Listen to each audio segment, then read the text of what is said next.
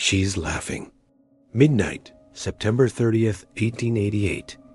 A witness sees her with a man on Burner Street. She's smiling. He says something about prayers. She laughs.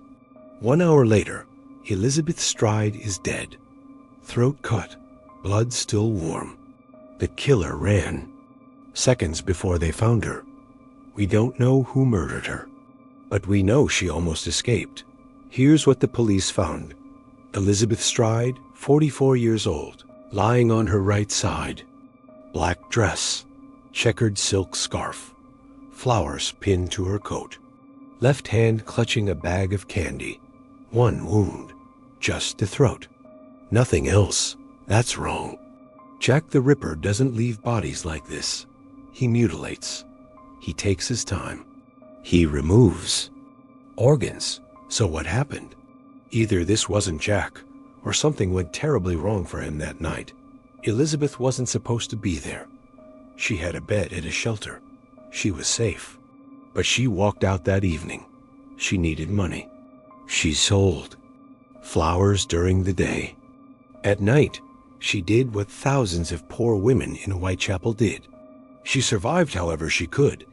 People called her Long Liz. Swedish accent even after 22 years in London. Long, thin face. Dark brown hair. Gray eyes. She smiled easy. Made friends.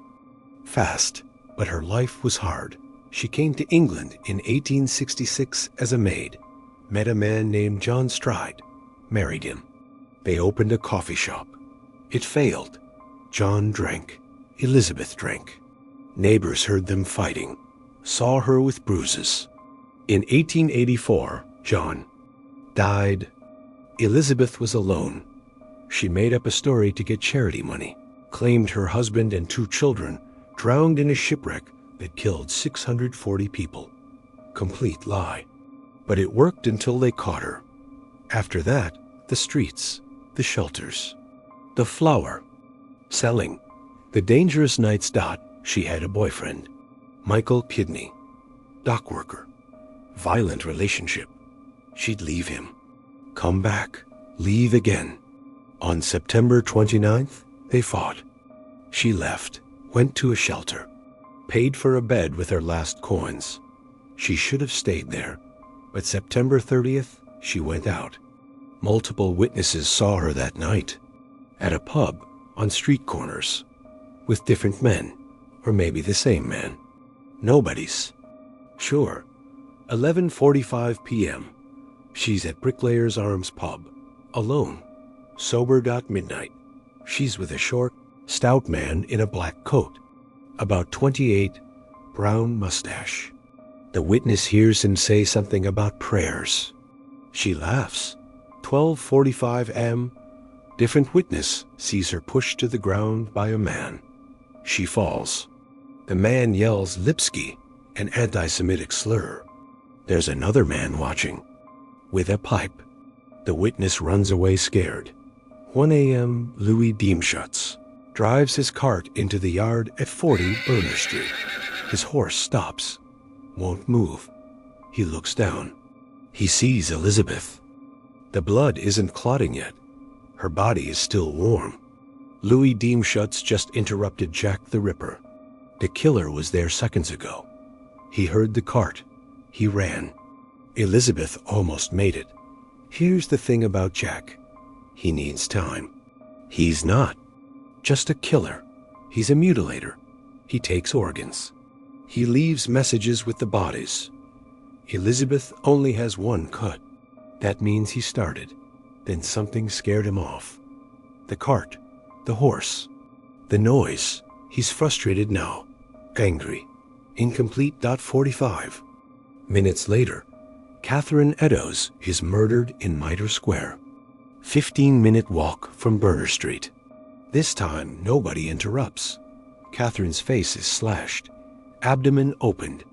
Organs removed. Kidney taken. He spends time with her.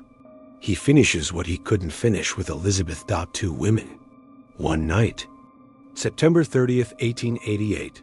They call it the double event. Jack's bloodiest night. But here's the mystery that haunts investigators. Elizabeth had grapes in her hand. She hadn't eaten them, nothing in her stomach. So who gave her grapes? The killer? Was it a gift? A distraction? We'll never know. Some researchers say Elizabeth wasn't a Ripper victim. Wrong pattern, no mutilation. Maybe Michael Kidney killed her. Maybe someone from the socialist club where she was found. Maybe a random attacker, but most experts disagree. It was Jack. He got interrupted. Simple as that. And he proved it by killing Catherine 45 minutes later with twice the violence. 3 witnesses. 3 different descriptions of the man. With Elizabeth or 3 different men. Or the same man and witnesses got it wrong. Police investigated everyone. Michael Kidney had an alibi. The men from the club had alibis. Nobody fit. Elizabeth survived poverty in Sweden, survived immigration, survived an abusive marriage, survived London streets for years. But she couldn't survive the seconds it took for Louis Diemschutz's horse to get scared. She was that close to living. The killer was there. Then he wasn't. But her throat was already cut. Victorian society ignored women like Elizabeth when they were alive. Only paid attention when they were dead. Whitechapel had thousands like her. Poor, alone, invisible, making impossible choices. Every night just to survive. Elizabeth Stride deserved better. She deserved to be remembered as the Swedish woman who smiled easily, who sold flowers, who tried so hard to survive. But 136 years later, we remember her as victim number 3, the one who almost got away, the woman who was laughing at midnight, dead by 1 a.m.